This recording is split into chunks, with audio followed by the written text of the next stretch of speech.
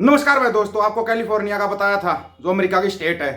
सुन लिया, आपको पता भी लग लिया, कमेंट भी आ लिए होंगे वहां से। बिल्कुल सच था। अभी आप सुन लेना, इंडो पैसिफिक मामलों के सहायक उप मंत्री वेल्डन इप कनाडा के, उन्होंने भी एक बहुत बड़ा बयान दे दिया निज्जर हत्याकांड मामले में। उनका बयान सुन के आप हैरान रहोगे, अब हैरान रहोगे। और वो जांच कर रहे हैं, वो जांच करेंगे। जो उनकी आरसीएमपी है ना, वो जांच कर रही है अभी। उसका बयान भी आपको बताएंगे। उससे पहले आपको जो बताने जा रहे हैं, थोड़ा ध्यान से सुन लेना। बहुत भाई बोल रहे थे हरियाणा का रिजल्ट देख लिया भाई, रिजल्ट देखा होगा। हरियाणा बताया था ना, 24 घंटे बीजेपी चुनावी मोड में रहती है, चुनावी मोड में। और हाँ, विनेश फोगाट के ऊपर मैंने एक पोस्ट डाली थी सोशल मीडिया के ऊपर कि विनेश फोगाट मुश्किल से 10,000 वोटों से जीत पाएगी। बहुत पीछे लग गए थे कांग्रेस वाले मेरे, पूरे पीछे लगे, तेरे को बीजेपी ने पैसे दे रखे, ये दे रखे। कितने वोटों से जीती? 6,140 वोटों से जीती है। 6,000 मात्र। इतनी हवा बना रखी थी उसको, कांग्रेस का पूरा वो बना रखा था। अपनी सीट बचानी मुश्किल होगी थी, इज्जत बच गई तुम्हारी यहीं पे, शुक्र मना लो। कांग्रेस के हाथ में दे रखी थी सारी की सारी सीट हरियाणा की, कांग्रेस के हाथ में।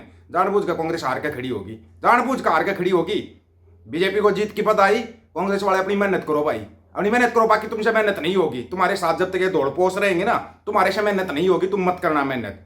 और ही कोई तीसरी पार्टी खड़ी हो जाए हरियाणा में तो कह नहीं सकते। बाकी कांग्रेस के बस का नहीं। अब कांग्रेस नहीं आया करती हरियाणा के अंदर, ये भी याद रखना।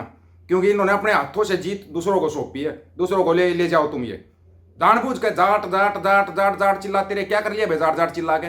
ले लिया रिजल्ट। अगर तुम्हारे से तो अच्छे तो JNK वाले हैं, जम्मू कश्मीर वाले। उन्होंने जीतते क्या बोला है भाई? फारूक अब्दुल्ला ने क्या बोल दिया? उमर अब्दुल्ला मुख्यमंत्री होंगे। और हमारा सबसे बड़ा मुद्दा यहाँ पर जो ड्रग्स का चलता है, रैकेट चलते हैं, ड्रग्स के चलते हैं, जो आतंकवाद है, ये हमारे मुद्दे हैं, ये हमारे मुद्दे हैं। उन्होंने कोई 370 का और उसको मुद्दा नहीं बताया, लेकिन हमारे मुद्दे ये हैं।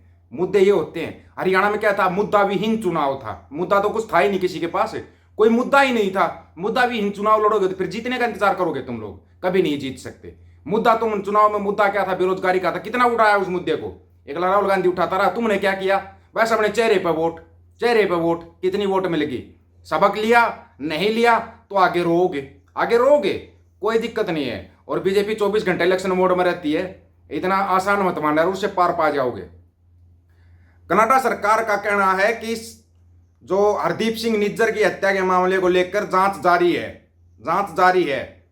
कानून प्रवर्तन एजेंसियों की ओर से की जा रही जांच के नतीजों का अभी इंतजार है। इस मामले का भारत से संभावित संबंध खुफिया जानकारी पर आधारित आरोप है। दरअसल पिछले साल 18 सितंबर को हाउस ऑफ कॉमन्स में कनाडाई प्रधानमंत्री जस्टिन ट्रूडो बड़ा बयान दिया था। उन्होंने भारतीय एजेंटों और निज्जर की हत्या के बीच संभावित संबंध के आरोप थे। इस बयान के चलते दोनों देशों के संबंध खटास आ गई थी। लेकिन अभी जो ताजा बयान आया है, ग्लोबल अफेयर्स कनाडा में इंडो पैसिफिक मामलों के सहायक उप मंत्री वेल्डन इप शुक्रवार को विदेशी हस्तक्षेप आयोग के सामने पेश हुए। उन्होंने कहा कि रॉयल कैनेडियन माउंटेन पुलिस की जांच जारी है, चल रही है। इप ने कहा, जब तक जांच पूरी नहीं हो जाती तब तक हम कुछ नहीं कहेंगे। खुफिया जानकारी पर आधारित है ये आरोप। निज्जर हत्याकांड को लेकर उन्होंने कहा कि भारत सरकार की संलिप्तता पर अभी कोई फैसला नहीं लिया गया, क्योंकि वो इतनी जल्दी फैसला नहीं लेते जब तक उनके पास कोई ठोस सबूत नहीं आ जाता। ठोस सबूतों को भी बताते हैं आपको, थोड़ा ध्यान से सुनते जाना। ठोस सबूत क्या, वो भी बताएंगे। कैलिफोर्निया वाला कन्फर्म हो गया हो ना, तब कनाडा वाला भी कन्फर्म कर लो। फिर ऑस्ट्रेलिया और अमेरिका वाला भी आपको कन्फर्म करके बताएंगे। और आप मानोगे, मानोगे ये सब चल रहा है। लेकिन नहीं, आंखें बंद हैं, आंखें बंद। इसलिए RCM के अपना काम पूरा करने दो।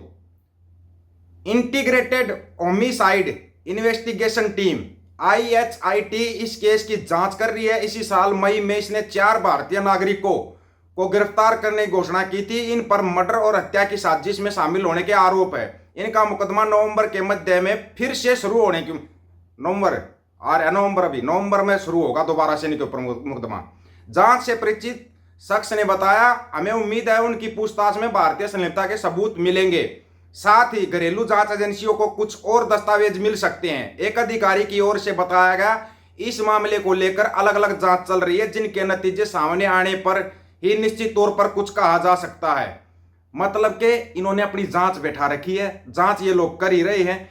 और यहाँ पे क्या चल रहा है, यहाँ पे सबको पता है जो चल रहा है। इन लोगों ने जो करना है ये चलाते रहेंगे, करते रहेंगे। आपको ना एक एक बात बहुत पहले बता देती है, पता नहीं क्यों आपकी समझ में क्यों नहीं आता। एक भाई बोल रहा था हरियाणा इलेक्शन पे बोल लिया कर, क्या बोले बता दो ना। हरियाणा इलेक्शन पे कहाँ थे मुद्दे? उठाए मुद्दे? जब हरियाणा की जनता ने कोई मुद्दा उठाया? अब उनके साथ क्या होगा जो सुबह से भाई हुड्डा मुख्यमंत्री आ गया, हुड्डा मुख्यमंत्री आ गया चिल्ला रहे थे। क्या वो हुड्डा के साथ अनशन पर बैठेंगे क्या? अब ईवीएम को दोष दोगे या इलेक्शन कमीशन पर सवाल खड़े करोगे? किस पर सवाल खड़े करोगे आप किसी पर सवाल खड़े करने के लायक नहीं है। कांग्रेस पार्टी किसी पर भी सवाल खड़े करने के लायक नहीं है। ये आप लिख लेना, इस चीज को लिख लेना। हम तो पहले भी विपक्ष में थे, अब भी विपक्ष में। कांग्रेस आ जाती हम तब भी विपक्ष में होते। सवाल फिर हम कांग्रेस से करते, सवाल फिर कांग्रेस से होने थे। जो सवाल अब बीजेपी से हो रहे हो कांग्रेस से होने थे। कांग्रेस कहाँ आई?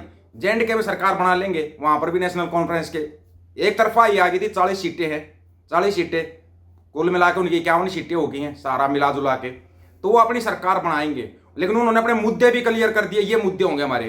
कांग्रेस ने कोई मुद्दा क्लियर किया था क्या? कोई मुद्दा क्लियर था? बस किस विनेश फोगाट को बना दिया भाई स्टार प्रचारक चेहरा। क्या किया भाई स्टार प्रचारक? अपनी सीट बचानी मुश्किल होगी, वो स्टार प्रचारक थे। तो फिर क्या सोच रहे थे? हुड्डा का जो गढ़ था वो गढ़ भी तोड़ के रख दिया बीजेपी ने। गढ़ को तोड़ा सबसे पहले। एक टाइप से अच्छा भी किया है ये, क्योंकि कोई जाट नेता नहीं उभरने दिया था इन लोगों ने। किसी जाट नेता को आगे नहीं आने दिया था। ये भी एक खासियत थी इनकी। इन्होंने जाटों की राजनीति को खत्म किया था। खत्म करने वाले थे हुड्डा परिवार, इन्होंने खत्म किया था। इनको गढ़ को तोड़कर बीजेपी ने सबक सिखाया। बीजेपी ने नहीं सिखाया, वो जनता ने सिखाया। क्योंकि चुनाव ना बीजेपी लड़ रही थी ना कांग्रेस लड़ रही थी, चुनाव लड़ रही थी जनता। और जनता अब की बार भरी बैठी थी चारों तरफ से, चारों तरफ से।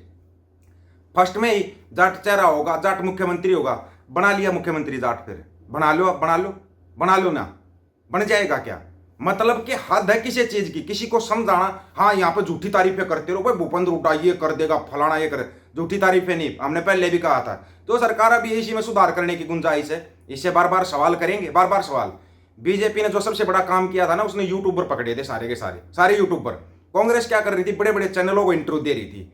बड़े चैनलों को लोकल में कोई नहीं देखता, कोई देखता ही नहीं। वो यूट्यूबरों को देखते थे। यूट्यूबरों ने जो दिखाया उनको वो दिखाई दिया, और उन्होंने वही रिजल्ट निकाल के दे दिया, वही रिजल्ट निकाल के दे दिया उन्होंने।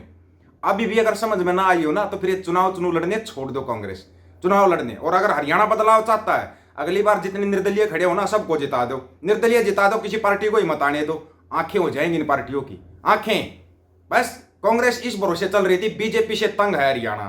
तंग तो बीजेपी से था, लेकिन तुम्हारे से तंग नहीं था क्या? तुम्हारे से तंग होके तो बीजेपी को लेके आए थे। अब तुम फिर ये सोच रहे हो कि तुम एक तरफा सरकार बना लोगे और कौन तुम्हारे को क्या कहने वाला है। तो ये तो तुम्हारी गलतफहमी थी, इसे कहते हैं। मतलब घमंड इतना हो चुका था, इंसान को इंसान समझना छोड़ दिया था।